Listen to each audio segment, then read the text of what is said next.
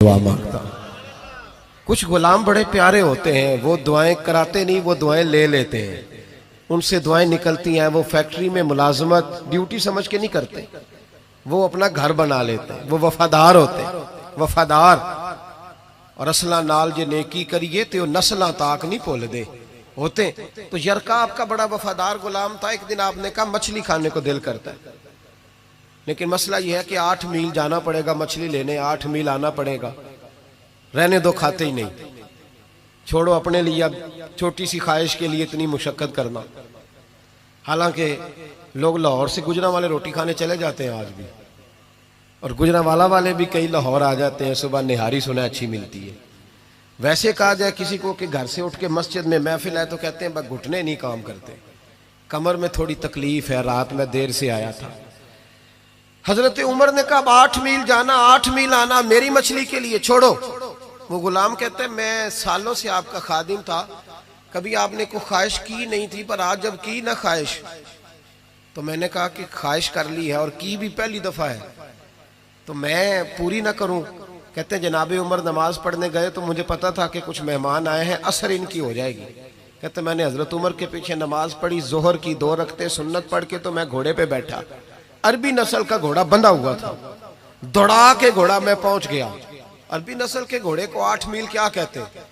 कहते एक टोकरा मछली का खरीदा, कई किलो मछली खरीद के तो मैं हजरत उमर की असर की नमाज होने से पहले पहले वापस भी आ गया। कहते हैं घोड़े को मैंने ठंडी छांव में बांधा ताकि उसको पसीना आया तो खुश्क हो जाए, जनाबे उमर कहीं देख न ले। कहते हैं वो उसको पसीना खुश्क हो गया। जब मैं उसके करीब गया तो गर्दो गुबार, वो पसीना खुश्क हुआ तो जो मिट्टी कीचड़ था वो खुश्क हो गया। तो मैंने कहा हजरत उमर तो फिर देख लेंगे। कहते मैं फटाफट घोड़े को कुएं पे ले गया, मैंने उसे गुस्ल कराया अच्छी तरह। जब घोड़े को गुस्ल कराया फिर ला के छांव में बांधा। हमारी ख्वाहिशें होती हैं तो क्या हाल होता है, लेकिन ये ख्वाहिश पूरी करके डर रहे। जमीर जिंदा है ना, अंदर के रोग खत्म हो चुके। फरमाते हैं कि जब असर की नमाज पढ़ के हजरत उमर आए, मैंने भी नमाज उनके पीछे पढ़ी। घर आए तो मैंने कहा हुजूर अल्लाह ने आपकी ख्वाहिश पूरी कर दी है, मछली का बंदोबस्त हो गया है, बस थोड़ी देर में मैं पका के पेश करता हूँ। कहते मैंने ये लफ्ज कहे तो जनाबे उमर उठे और घोड़े के पास चले गए। घोड़े की पुश्त पे हाथ फेरा, उसकी टांगों पे हाथ फेरा। फिर हजरत उमर घोड़े के कानों के पास गए तो उसका एक कान ऊपर उठाया तो कहने लगे यरका इधर आ यार।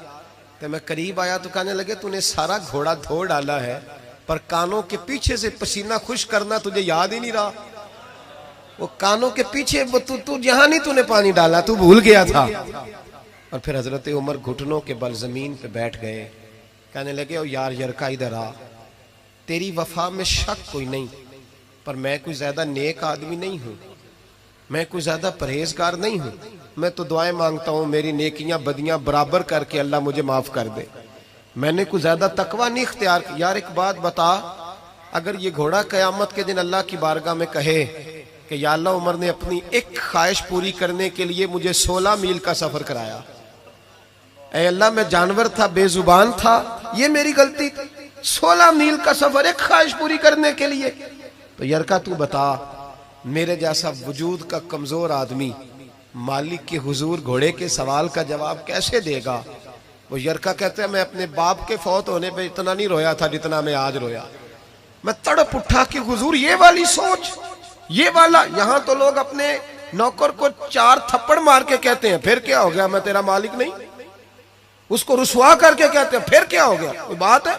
यहां बहू को 20 गालियां देकर और गरीब रिश्तेदार को बुरा भला कहकर अपने मुलाजिम को लोग नीचा दिखा के खुश होते। कहते हैं देखा ना, पता चला मैं चौधरी हूं, मैं अफसर हूं, मैं फुला होता हूं, मेरी चुदराहट। गुलाम रोने लगा। जनाब उमर कहने लगे अब इस तरह कर, घोड़े को थोड़ा चारा इजाफी डाल, और जो तू मछली लेके आया है ना, ये मदीने के किसी गरीब घर में ले जा, और उन गरीबों को सारी मछली दे के कहना तेरी बख्शिश की दुआ भी करें, उमर की माफी के लिए भी दुआ करें। जब जमीर जिंदा होता है ना,